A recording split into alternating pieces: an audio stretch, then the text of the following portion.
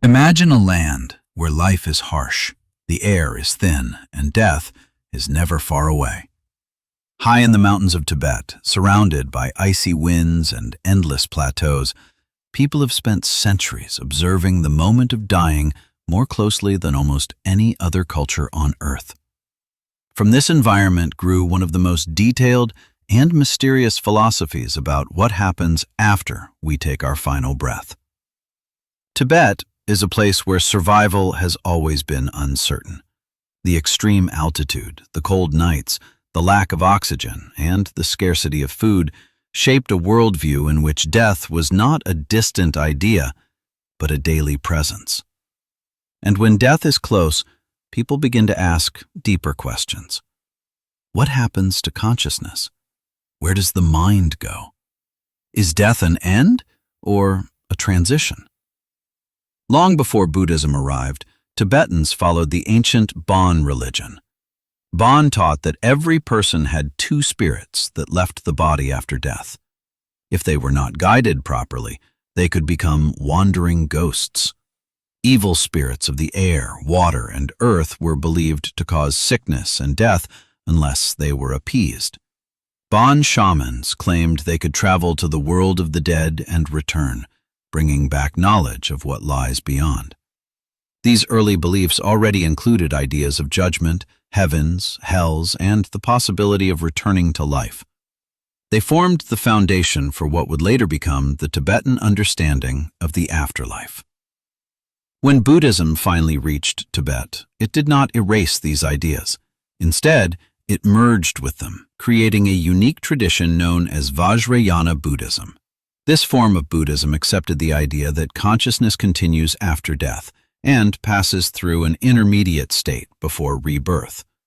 This state became known as the Bardo.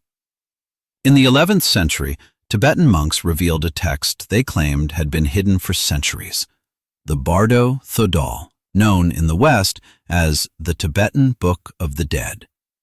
It was designed to be read to a dying or recently deceased person because Tibetans believed the consciousness could still hear for several days after the body stopped breathing.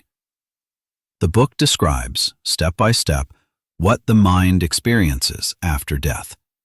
It is not a mythological story. It is meant to be a guide, a map for the soul. The first stage is called the Chikai Bardo. This is the moment when consciousness separates from the body. Tibetans say the dying person may hear a loud noise, feel a rush of darkness, or see flashes of light. Then comes the most important moment, the appearance of the clear light.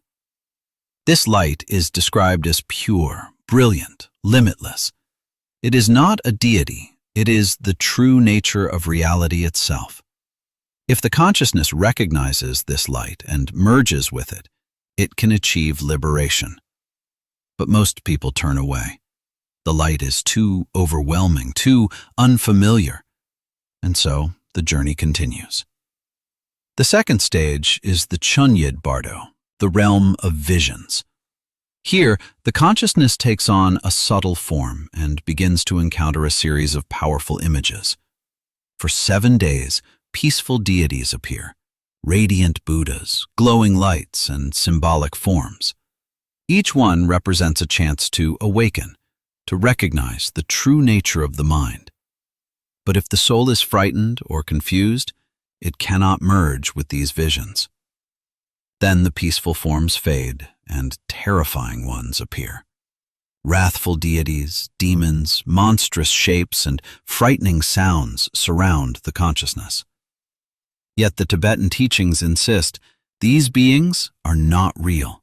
They are projections of the mind, reflections of fear, anger, desire, and guilt. If the consciousness recognizes them as illusions, it can still escape the cycle of rebirth. If not, it falls further. The third stage is the Sidpa Bardo, the stage of becoming. Here, the consciousness begins to feel the pull of the material world again. It sees its former home and family, tries to speak to them, but they cannot hear. It realizes it is dead. Then comes the judgment. The consciousness sees its actions weighed before it.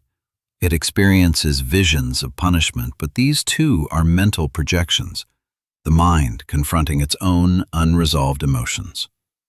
Finally, the soul sees the 6 realms of existence: the realm of gods, the realm of jealous titans, the human world, the animal world, the world of hungry spirits, and the hell realms. The consciousness is drawn toward one of these realms based on its habits, fears, and desires. It sees a man and woman in union, feels a pull toward them, and at that moment enters a new womb. A new life begins. What makes all of this extraordinary is how closely it resembles modern near-death experience reports. People who have been clinically dead often describe a loud noise, a tunnel, a bright light, leaving the body, meeting beings of light, a life review, and a sense of being pulled back or forward. These parallels raise a question. Did Tibetans observe the dying process so carefully that they mapped out the same experiences modern science is only now beginning to study? In Tibetan philosophy, death is not a final moment. It is a journey through the landscapes of the mind. A journey where you meet your own fears, your own wisdom, your own illusions. A journey where the greatest challenge is recognizing that everything you see, gods, demons, light, darkness, is a reflection of your own consciousness. In the end, Tibetan teachings say this: after death, you do not meet angels or monsters. You meet yourself, your clarity, your confusion, your compassion, your fear, your truth. And the question is not what awaits you after death. The question is whether you will recognize yourself when the moment comes.